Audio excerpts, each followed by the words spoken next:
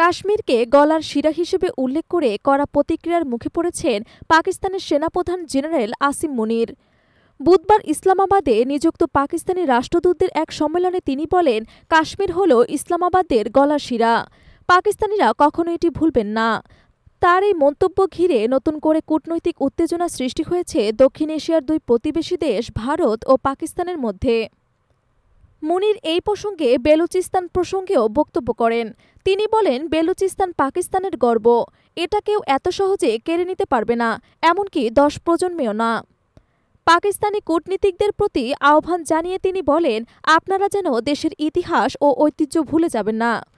আপনার সন্তানদেরকে পাকিস্তানের গল্প বলুন। আমাদের পূর্বপুরুষেরা বিশ্বাস করতেন আমরা হিন্দুদের থেকে আলাদা, এই বিশ্বাস থেকে দ্বিজাতি তত্ত্বের জন্ম। কাশ্মীর প্রসঙ্গে সেনাপ্রধানের বক্তব্যে তীব্র প্রতিক্রিয়া জানিয়েছে ভারত।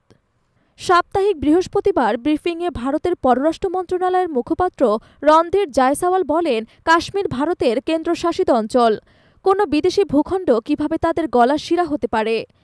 বরং পাকিস্তান যেসব এলাকা অবৈধভাবে দখল করে রেখেছে সেগুলোর সঙ্গে হয়তো এই মন্তব্যের সম্পর্ক থাকতে পারে।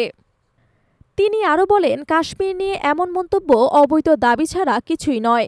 পাকিস্তান যেন নিজেদের সীমার মধ্যে থেকে কাজ করে। বিশ্লেষকদের মতে দুই দেশের শীর্ষ পর্যায় থেকে এমন উত্তেজনাকর মন্তব্য কাশ্মীর ইস্যুকে আরও জটিল করে তুলেছে। এই ধরনের বক্তব্যে দুই দেশের মধ্যে বিরাজমান দীর্ঘস্থায়ী দ্বন্দ্বে নতুন মাত্রা যোগ করতে পারে। কাশ্মীর ইস্যুতে ভারত ও পাকিস্তানের মধ্যে কয়েক দশক ধরে উত্তেজনা চলছে।